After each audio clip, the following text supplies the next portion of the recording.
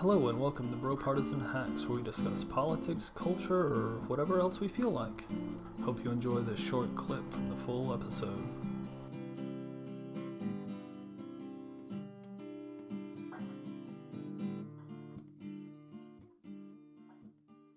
Ask you this: do you think, on a principled matter, like just as a abstract thought, there will ever be people not in poverty? Like, will ever eliminate a poverty line? That it's never going to not exist. I think you can. So, just as a philosophical, principled level, you think that's possible? I think it is. I think it is, and it really will depend on. There will always be people doing better than other people, but you can eliminate hunger. You can eliminate lack of shelter, and you can eliminate people dying from lack of health care. I think those things we have the capability of eliminating. It's a choice that we don't. And I think one day we will get there. Obviously, there have to be a lot of changes in deciding what is important to us as a society, because our society teaches. I've got a T-shirt over here that says it. Nobody cares. Work harder. Mm-hmm. Yeah, you wear that T-shirt. Huh? I said you wear that T-shirt too. I've worn it once. It was given to me, and I was wearing it, and I was like, this really goes against everything that I stand for, like wholeheartedly, except in sports. Nobody cares. Work harder. Except in sports, because when there's nothing that makes me madder is when a D lineman comes over and complains to me that they're holding. Yeah, I don't care. If you come over and complain to me that somebody's holding you and you can't make a play, you're going to sit on the bench, because I do not want to hear it. Of course they're holding you. I teach the O-linemen to hold. They're going to hold. Yes, that's what they're going to do. I teach it, so they're going to. It's legal hold, illegal hold. Legal hold, illegal hold. Come on, guys. Basics.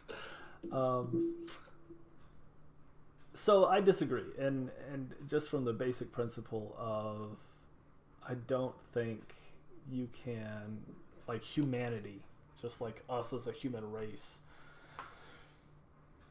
can get to a point. Now maybe, okay, so you said you'll always have people that are going to do better than others, right? Right. So maybe that's what I'm thinking of, because if you get your, wish list and, world peace and solve world hunger or American hunger, or however you want to limit it, then that would be we've eliminated the poverty line. We've got healthcare, we've got food, and we've got basically a place to live.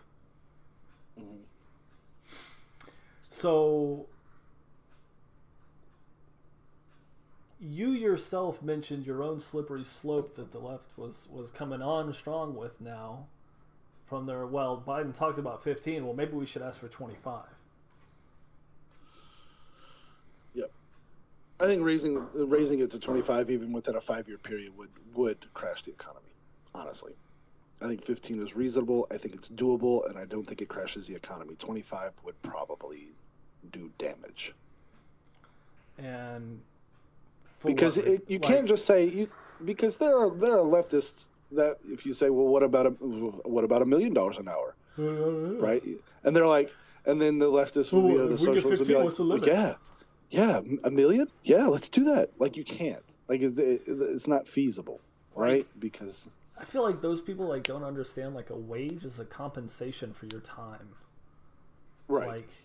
Well, it's a compensation for your labor. Well, when we were kids, which I mean, if you wanted to give them a profit and piece of the labor, you know how you would go to school and your friends would talk about oh yeah, I'm gonna go help my dad work on the car or whatever.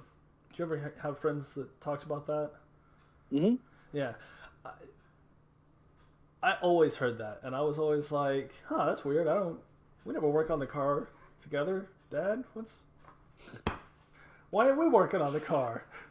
And he was like, "Well, son, my time is pretty valuable to me, and I get paid for my time, and it's worth it to me to not spend the time working on the car and to pay someone else to do this for me rather than figure it out myself." And if you think of time in the terms of a resource, so you have labor as a resource and time as a resource for a business. We talk in terms of man hours, right? How many man hours are we going to be putting into this like scope of job or whatever we're going to do? Like, there's a dollar sign attached to that, right? Mm. And I don't think that people realize that, like, there's economic forces that typically assign the value to that.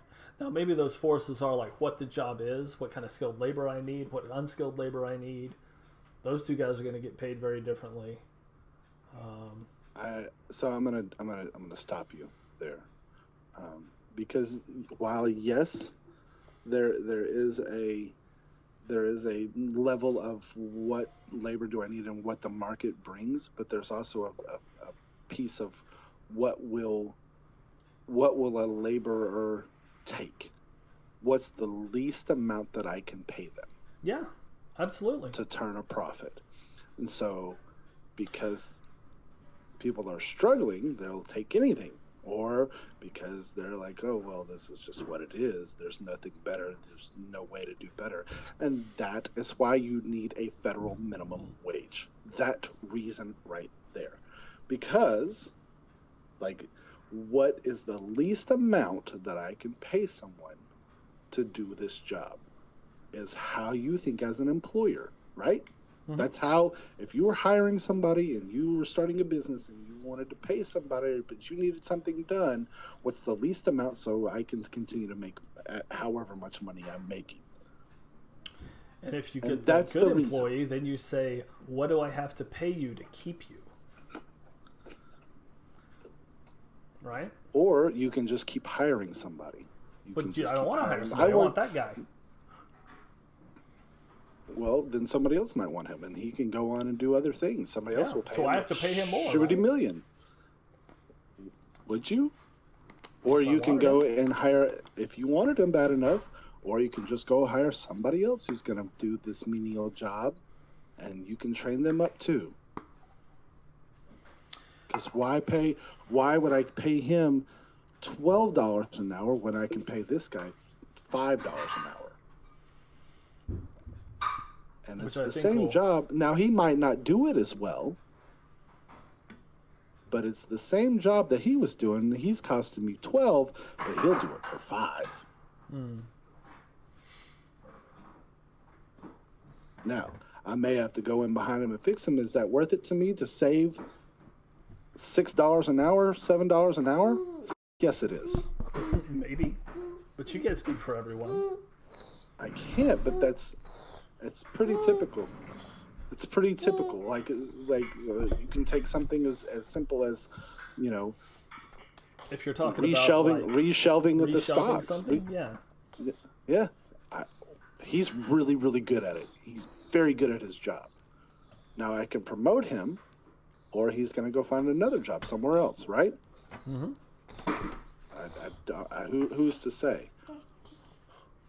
But am I going to pay him more, what he's worth, doing the job that he's doing?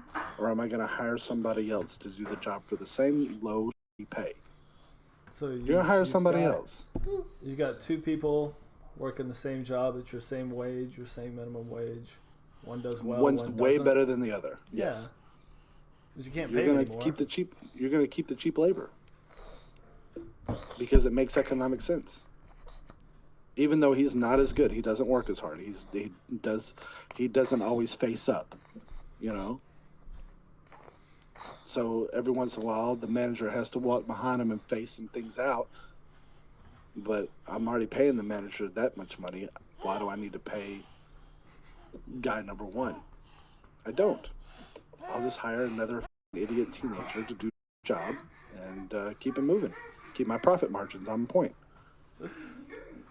Thank you for watching this episode of BroPartisan Hacks with Reese and Rob. We really, really appreciate you watching, tuning in. If you like this video, please hit the like button. Please subscribe to us. We're putting out content as often as we can. Share it with your friends. Get it out there. Get our names out there. Also, hit that bell, tap that bell right there so that you can get updated when we put out a new video. Rob and I are trying to pump these videos out as often as we can. However, we both have day jobs, we have families, so our schedules have to line up so that we can make a new video. Speaking of our day jobs, our opinions and views expressed are our own and in no way represent those of our respective employers. Thank you. Thanks again for watching.